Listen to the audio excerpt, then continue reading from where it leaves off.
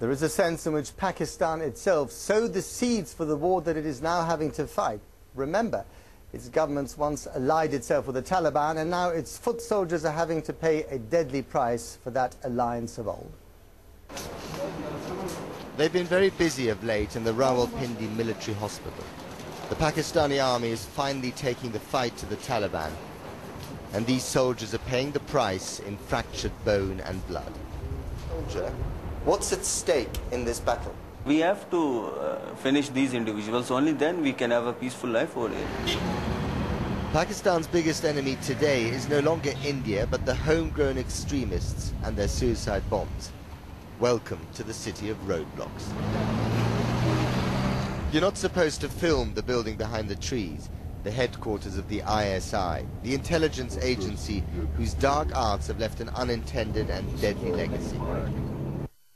It all started with a clever idea. In order to defeat the Soviet occupation of neighboring Afghanistan, the ISI, with the CIA, funded and armed the Mujahideen.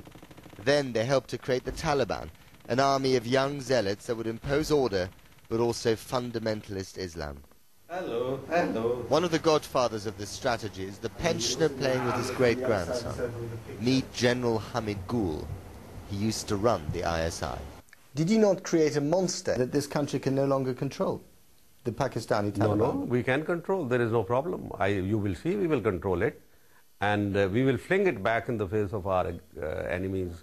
And for the man who met and liked Osama bin Laden in the 1990s, it is America that has no place in the region. Those Taliban who are resisting and the occupation in Afghanistan, I sympathize with them.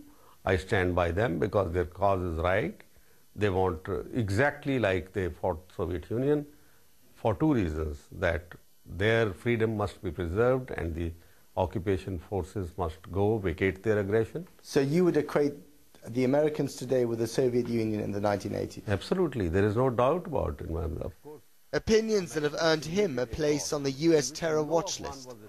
Comfortable? All right. Back at the hospital, the wounded soldiers are proof that Pakistan's government is now determined to fight extremism.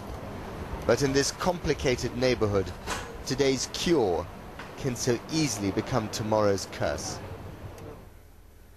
I'll be right back from here in Islamabad on this special edition of BBC World News America. Coming up, a BBC exclusive from just across the border in Afghanistan. Dozens of former detainees tell personal stories of mistreatment at the hands of their American captors.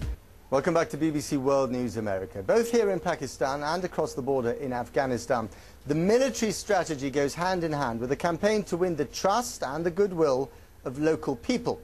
And here things get a bit messy. America has already been heavily criticized for inflicting too many civilian casualties in its airstrikes. And now the BBC has uncovered evidence of systematic abuse of Afghan prisoners held in American custody at the Bagram Air Base near Kabul. Our correspondent Ian Pannell has this exclusive report. It's a picture of one man's story of abuse. Noor Habib says he was chained to the ceiling of his cell and forced to stand in water for up to 6 hours at a time. He shows us his leg. Scarred, he says, from his days at the Bagram detention camp. Mohammed Nassim draws a very similar picture. These men were all held at the US-run prison in Afghanistan, and they all claim they were abused. We were thrown on the ground and shouted at. For 16 days and 16 nights I was forced to stand. They wouldn't let me sleep. They only stopped this when my feet were so swollen I couldn't stand. Some of them used to be with the Taliban, but they deny fighting against America, and not one of them has been charged with an offense or put on trial. One man shows us a small dark scar on his arm. It's where he says he was bitten by a guard at Bagram. They're just a handful of the former detainees who've spoken to the BBC.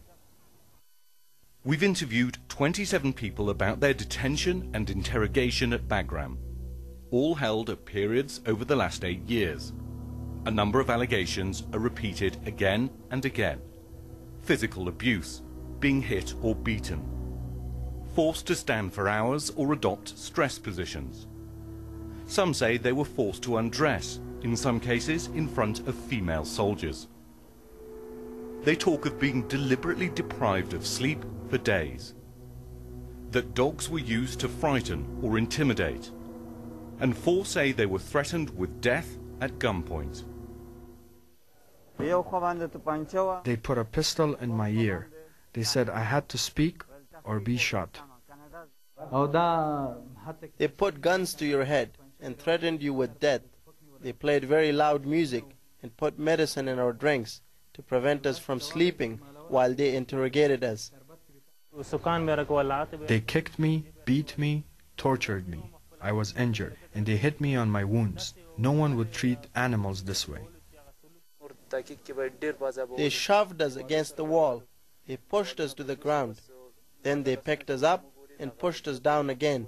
This was repeated several times. A female soldier kicked me and said, "F you." I didn't know what that meant. I do now. Their dog spits me on my feet. During interrogation, we were ordered to kneel on the floor. The Americans sat on our shoulders. They forced us to smell something. They put wires on my back and said they would give me an electric shock, but they didn't. Their stories have received scant attention so far.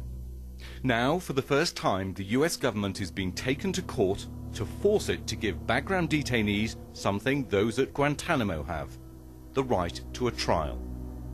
The Obama administration maintains that it has the right to take people from anywhere in any part of the world and render them to Afghanistan without any type of judicial review in any court of law. So we're quite shocked that this administration has adopted the exact same position as the Bush administration.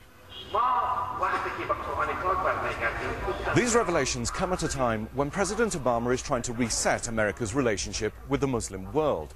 He's banned the use of torture and ordered the closure of Guantanamo. But here in Afghanistan, the Bagram internment camp is being expanded, and detainees continue to be held there without charge or trial. This is Bagram. We can only show you the runway. The detention camp is kept secret. Thousands of people have been brought here, some from abroad, including at least 2 Britons. The Obama administration says they're dangerous men, terrorist suspects and enemy fighters. And it's blocking the release of photos that are believed to show abuse at Bagram. We very much believe in the detention operations that we have at Bagram. I have no reason to believe that they are not being done according to the Army Field Manual and all the other restrictions we place upon them. But I am sure we'll take a look at what your allegations are. Most of the detainees we interviewed said they'd been given an apology when they were released. Sorry means nothing. If you had been in prison for 5 years and I said sorry, what would it mean to you? As America tries harder than ever to win the war in Afghanistan, this is a controversy that threatens to damage the image of the new Obama administration. Ian Pannell, BBC News, Kabul. Well, for reaction to Ian's report there, I spoke earlier to Mewaz Yassini from our studio in Kabul. He's currently the Deputy Speaker of the Afghan Assembly and he's also a candidate for the presidential election this summer. You just saw that piece by Ian Pannell. What is your reaction to it?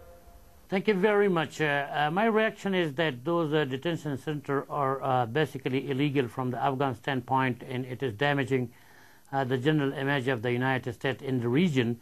And obviously we have tens of cases or dozens of cases that the people of Afghanistan are very much upset with it, and it does have a very negative impact on the mentality. But there is a big but, which is that the Afghan security apparatus is also a failure, and we can remember that the jail outbreak last year in Kandahar, which ended up in the escape of hundreds of the Taliban and Al-Qaeda prisoners. So for a short time, and for the interrogation, that might be an excuse that the American will have the detention center, but the local government or the Afghan government has to have its own efficient apparatus, particularly for the detention. But so will you press for charges against the prison guards who are accused of abuse here? I mean, the Pentagon has already said that they don't want to pursue any charges, that this is not a criminal matter for them. Do you see it otherwise? Well, I mean, it is a criminal matter, and there is no charges against them, and there is no court. I mean, so nobody knows the fate of those people, and it has to be clear. If we reach to the power, we have to make things black and white, and we have to make it very, very clear. And we have to, in meanwhile, to upgrade our security forces, that those cases can be dealt with locally.